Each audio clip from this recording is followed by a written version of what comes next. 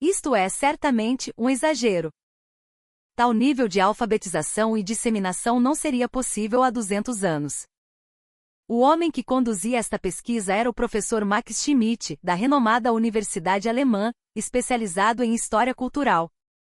Os documentos antigos que ele tinha em mãos, datados do Brasil Imperial, século XIX, registravam um sistema de educação e disseminação de conhecimento voltado para o comércio e o uso prático. É inevitável a comparação com o funcionamento da sociedade moderna. Seria possível que o povo comum do Brasil já tivesse tal grau de autodisciplina prática antes mesmo da ampla aplicação da orgulhosa tecnologia de impressão alemã? O professor Max estava certo de que havia um erro. No entanto, à medida que a investigação se aprofundava, um fato surpreendente, capaz de subverter o senso comum ocidental, começou a emergir. O que exatamente o professor Max descobriu? Vamos continuar lendo para descobrir. O professor alemão e sua convicção. Max Schmidt, 47 anos, é professor de História da Europa Medieval em uma prestigiada Universidade de Berlim. Seu tema de pesquisa é a história da disseminação da informação, e ele estuda continuamente como a tecnologia de impressão de Gutenberg transformou a sociedade europeia. Sua crença de longa data é que a imprensa foi a maior invenção a impulsionar a civilização humana, e foi essa tecnologia que levou a Europa a se tornar a região mais avançada do mundo. Como alemão de nascimento, o professor Max sentia um profundo orgulho por sua tecnologia e cultura nacionais. A Alemanha é o berço da tecnologia de impressão de Gutenberg, a nação que deu origem a gênios como Bach e Beethoven, e o país do pensamento, onde floresceram filósofos como Kant e Hegel. Ele acreditava que nós, alemães e por extensão nós, europeus, somos a locomotiva que guia o desenvolvimento intelectual humano. Outras nações podem ter culturas únicas, mas em termos de tecnologia da informação e sistemas educacionais, elas devem estar muito atrás do Ocidente. As ideias do professor Max não vinham de má fé. A história que estudou, os documentos que viu e todas as discussões acadêmicas em que participou pareciam corroborar a superioridade da civilização ocidental. No entanto, um dia sua carreira de pesquisa chegou a um ponto de inflexão crucial. O primeiro ponto de inflexão, a descoberta brasileira. Enquanto o professor Max revisava documentos antigos na biblioteca da universidade, seu colega, o professor Hans, especialista em estudos latino-americanos, apresentou-lhe um material interessante. Max, se você está estudando a história da disseminação da informação, este material será fascinante. É sobre o Brasil Imperial. Dê uma olhada. O professor Hans entregou um artigo acadêmico sobre a vida popular no Brasil Imperial. Brasil Imperial? Não é esse o período em que o Brasil ainda estava se desenvolvendo em uma área periférica? O que uma sociedade assim teria de interessante para mim? Max relutantemente pegou o material. No entanto, ao ler as primeiras páginas, sua expressão mudou imediatamente. O conteúdo registrado era inacreditável. Dizia-se que no Brasil Imperial, publicações impressas ou manuscritos conhecidos como folhetos ou literatura de cordel circulavam amplamente entre o povo, usados principalmente para contratos comerciais, cálculos e disseminação de conhecimento prático. Informações comerciais, modelos de contrato e até mesmo calendários agrícolas, todo esse conhecimento útil era transmitido ao povo comum através desses meios. Além disso, o preço desses documentos era extremamente baixo. Calculado em valor monetário moderno, custaria apenas alguns réis, moeda da época, acessível à maioria das famílias populares. O professor Max mal podia acreditar no que via. A informação útil circulando a um preço tão baixo, por apenas alguns réis. O choque da taxa de alfabetização. Na Europa, a popularização do conhecimento prático demorou muito mais do que a dos jornais, e era em grande parte o monopólio da nobreza ou do clero. Mas à medida que ele continuava a ler, algo ainda mais surpreendente o atingiu. Os dados indicavam que no Brasil Imperial, a taxa de alfabetização prática masculina atingia cerca de 30% a 40%. Na mesma época, a taxa de alfabetização geral na Europa era de aproximadamente 30% a 40%. As mãos do professor Max tremeram.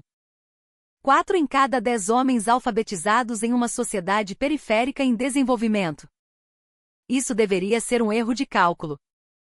Ele apressou-se a procurar outras fontes, mas cada documento citava números semelhantes. Os registros indicavam a existência de mais de 1.000 instituições de ensino em todo o Brasil, frequentemente chamadas de aulas particulares ou escolas paroquiais, geridas por indivíduos ou por figuras locais. Crianças comuns, principalmente meninos, podiam receber educação, independentemente de sua posição social. Mais de 1.000 locais. Para uma nação recém-emergente, essa era uma infraestrutura educacional impressionante. Uma infraestrutura de conhecimento prático. Uma base educacional orientada para o comércio e o uso prático existindo há 200 anos. A cosmovisão do professor Max começou a ser abalada em suas fundações. Ele recostou-se na cadeira, suspirando profundamente. Seu senso comum, a superioridade da civilização e toda a história do desenvolvimento da tecnologia da informação que ele acreditava, estavam sendo questionados. Preciso confirmar a verdade.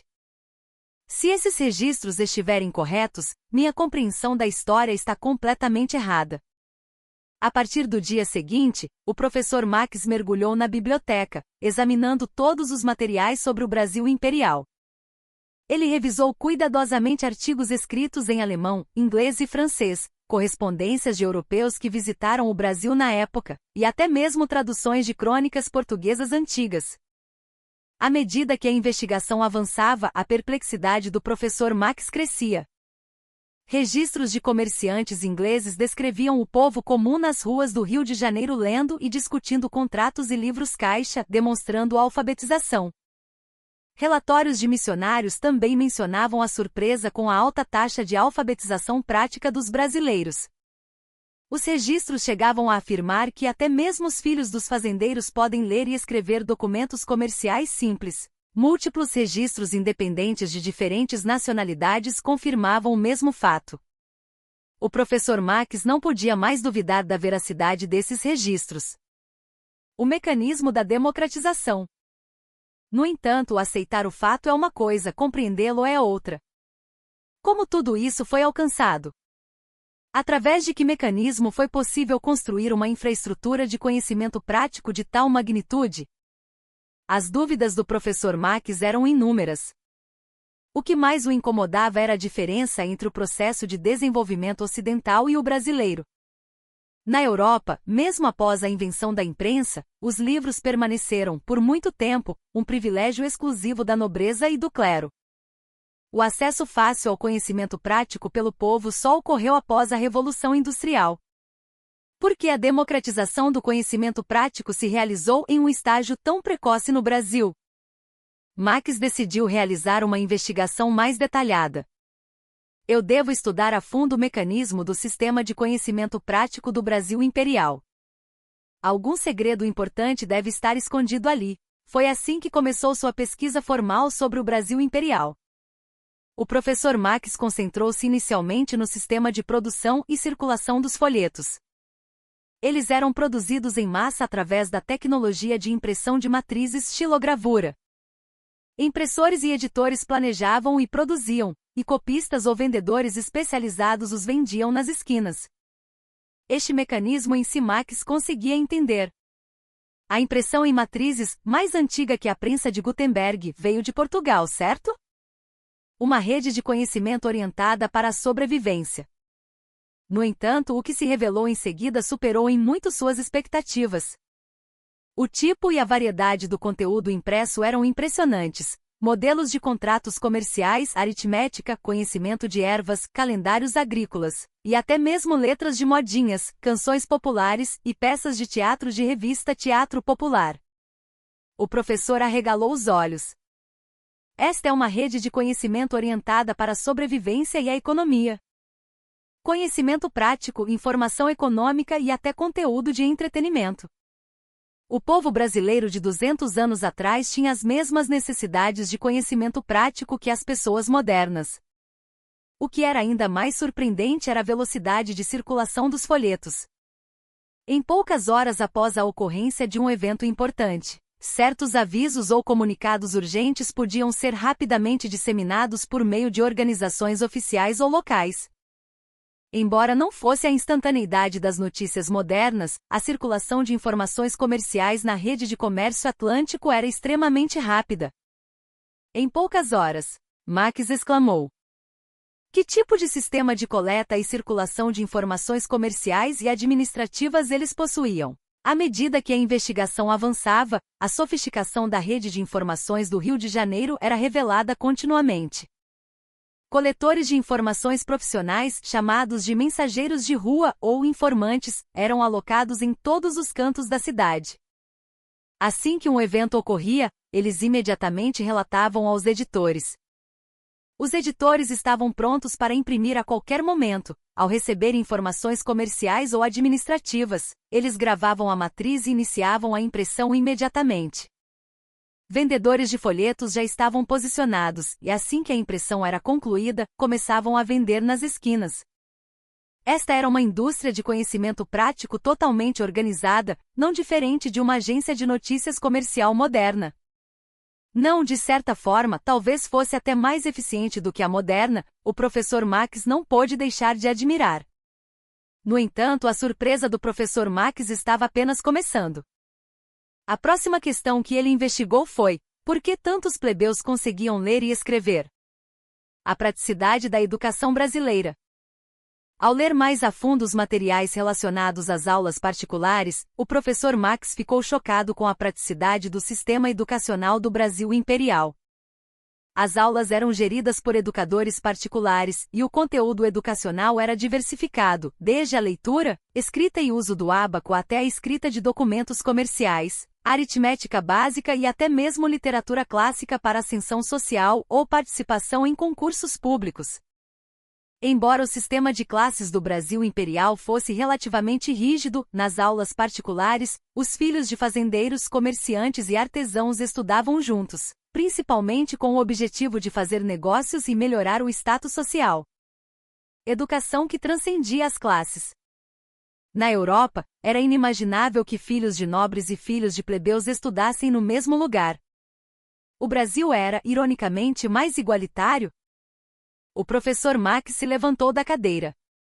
O que era ainda mais chocante era a taxa de disseminação das aulas particulares. Das mais de 1.000 escolas em todo o Brasil, cerca de 300 estavam apenas no Rio de Janeiro. Uma cidade com uma população de 100.000 habitantes possuía 300 instituições de ensino. Isso era uma densidade espantosa, mesmo para os padrões modernos. O professor Max fez as contas: 100.000 habitantes, 300 escolas. Em termos simples, havia uma escola para cada pouco mais de 300 pessoas. Essa densidade não era maior do que a das lojas de conveniência modernas? O que mais o surpreendeu foi o sistema de taxas. O custo das aulas particulares, calculado em valor monetário moderno, era perfeitamente acessível ao povo comum. Crianças de famílias pobres eram até permitidas a pagar as mensalidades com arroz ou vegetais. Isso significava que, independentemente da condição econômica, qualquer pessoa que tivesse a necessidade de comércio ou ascensão social tinha a oportunidade de receber educação. Um sistema educacional tão abrangente existindo há 200 anos.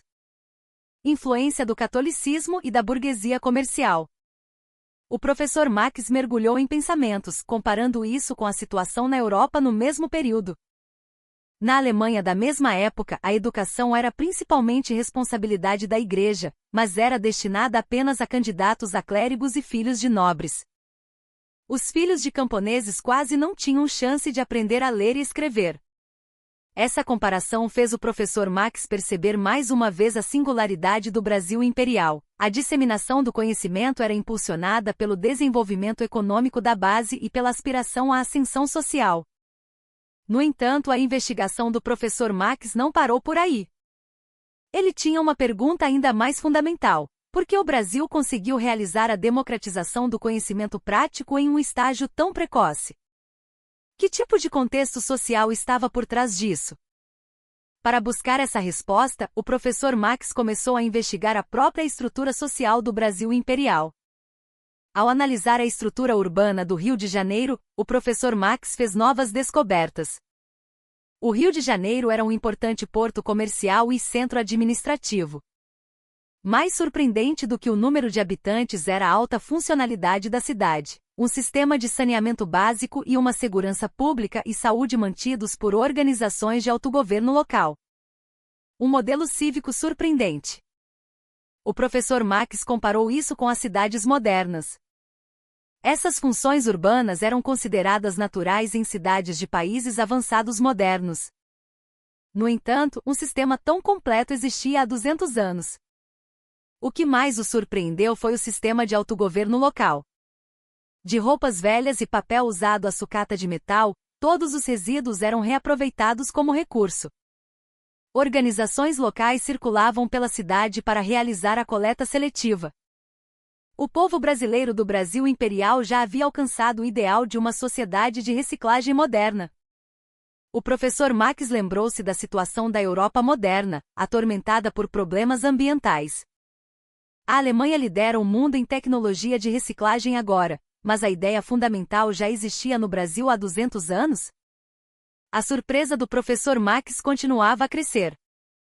À medida que a investigação se aprofundava, a riqueza da cultura do Rio de Janeiro também se tornava clara. A arte popular, como o carnaval de rua, blocos de rua, a capoeira e a literatura de cordel, floresciam, e o povo podia desfrutar de entretenimento facilmente. Exposições, teatros de ópera e locais de apresentações exibiam animais exóticos e artes performáticas. As raízes da moderna indústria de entretenimento já existiam. Eram emitidas até mesmo loterias, lotos, apostas, para o povo comum depositar seus sonhos. No entanto, o que mais surpreendeu o professor Max foi que essa cultura se desenvolveu tendo o povo comum como protagonista. Na Europa, a cultura e a arte eram da nobreza, mas no Brasil imperial, o povo comum era o portador da cultura. A capoeira, por exemplo, desenvolveu-se como entretenimento do povo. Conclusão: uma sociedade cívica amadurecida. Essa descoberta mudou fundamentalmente a compreensão do professor Max sobre o Brasil imperial. O Brasil imperial não possuía apenas alta funcionalidade urbana, era uma sociedade cívica extremamente madura que criava cultura, compartilhava conhecimento prático e era ávida por aprender, centrada na vida econômica do povo comum. No entanto, o professor Max ainda tinha um mistério não resolvido em seu coração. Por que o Brasil conseguiu alcançar a maturidade da sociedade cívica em um estágio tão precoce? Este era um ideal alcançado na Europa somente após a Revolução Cívica. Por que o Brasil conseguiu alcançá-lo pacificamente? Para investigar essa questão, o professor Max começou a investigar o contexto cultural português brasileiro. Foi nesse momento que ele encontrou o conceito de ética católica e o espírito do iluminismo, ilustração. A ética católica valorizava o trabalho, e o conceito de bem comum buscava a harmonia e a cooperação, em vez do conflito. Na tradição portuguesa brasileira, o mérito era mais valorizado do que a dominação pela força.